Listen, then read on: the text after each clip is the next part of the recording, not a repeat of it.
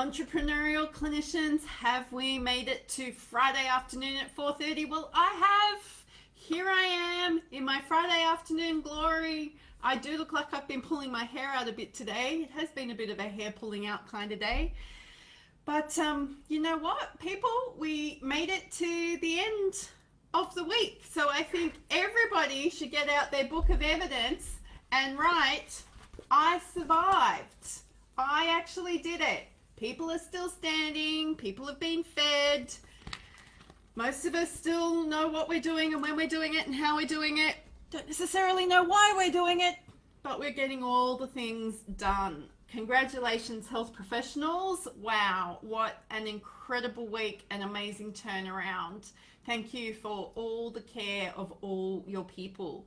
Hello, Linda Mottram. Hello, Adele Latu, or somebody from the Latu household who may have pressed play at that time. What I have been reflecting on the week, and I think it's just been a week of big emotions. And I know there is a lot of discussion, particularly from health professionals, on how exhausted they are, how intense we're finding the delivery of telehealth, the intensity of talking about the anxiety that's coming up with the COVID-19, the virus itself, threats of exposure, the conversations that we're constantly having, the unknownness, the uncertainty, the rapid change, the decisions that we're constantly making, financial implications.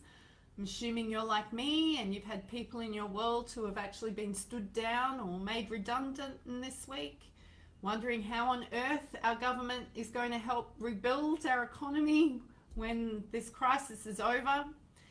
No wonder we're tired, people. No wonder we are tired. It's really hard to get a rest from this at the moment. Sleep may not be something that's nourishing or replenishing at the moment. I don't know about you, but I'm spending a heck of a lot more time sitting. And you know what? This work from home environment and this telehealth environment, it's business as usual for me, yet I'm still feeling like I am plugged into my computer all the time. I'm still struggling to let go of my handset, my smartphone. I still feel like I need to be responding to everything and everyone. It's starting to reduce because the I don't care factor is kicked in. And that's not a healthy I don't care factor, it's the burnt out I don't care factor. I've had to watch my tone and watch my choice of words because I know I can come across as harsh or uncaring, which is not my intention. It's just my desire to get tasks completed. But there is some good news. There is some good news this week. So I've been made aware of some businesses that are growing. They're not all health businesses, but businesses that have a growth opportunity now. We're not all going to be in growth opportunity now. In fact, for many of us, we need to get back to what is your break-even point and head for that and work out how we can do that. I've had opportunities for speaking engagements. I've just been booked for another speaking engagement today that's going to happen in a couple of weeks. I've had more staff members or more consultants approach me saying, hey, can I come and work on your team and be a part of your team? So there have been some pretty amazing wins happening this week as well. I think it's incredibly important that we get into the habit of practicing gratitude. It's so easy to think about what we've lost and the grief that we're all experiencing about what we thought life was going to look like, the goals and the plans that we had, the achievement that we wanted to experience, the people we wanted to influence, the holidays we've had to let go of, the people that we wanted to visit that we've had to let go of. We are grieving considerably right now. And I think if we don't pay attention to that grief, and if we don't pay attention to the grief on top of the anxiety, if we don't pay attention to the grief on top of the anxiety, on top of the isolation, we're going to start seeing more and more really significant issues. Like we've had a spike in suicide this week. I've heard 3 business owners have had staff suicide this week. I mean, this is horrible and hopeless. And one of the key ways that we can actually dig into our resilience is to practice gratitude. There is always something, and I'm not trying to be trite, I am not trying to minimize this, I am not trying to say just count your blessings. Sometimes it's really hard to think of things to be grateful for. So where I go back to is there was a period in my life where I was a single mum and I didn't have a bed.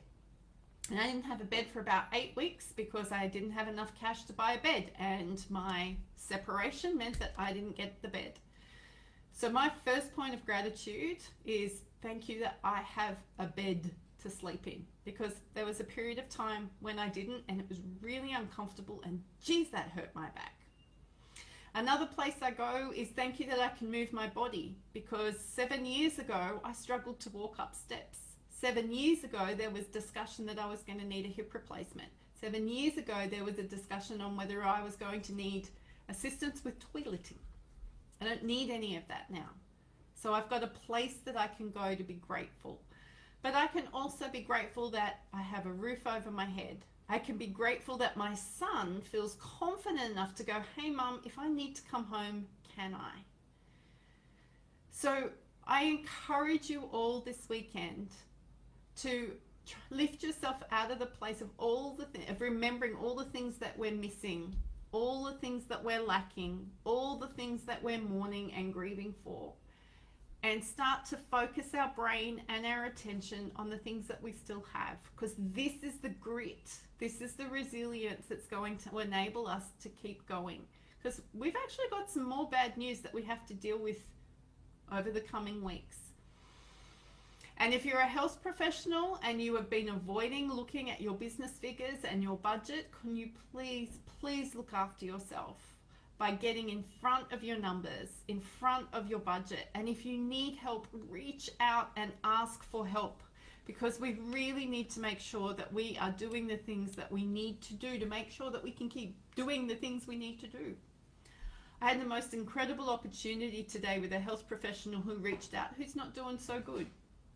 And we actually worked out a plan for the next week for her to actually shut her business for a month. And it's the right thing for her to do, and it's a helpful thing for her to do. And she is full of gratitude and full of joy because she can actually have the rest that she needs to recover before she got really unwell.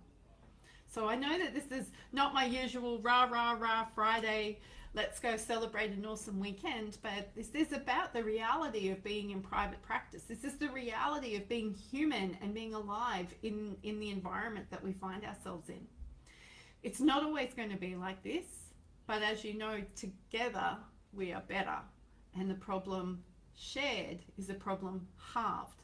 And I just love the incredible blooming kindness that I see, the kindness that's been extended to me, the kindness that my family are extending to each other, the kindness that I'm seeing reported in the news and friends are telling me about when they're going to grocery stores to get supplies, the kindness of the delivery drivers, that I had a door installed today, the kindness of people willing to do that. There is incredible kindness afloat. We can all participate in kindness. It doesn't cost us much to be kind.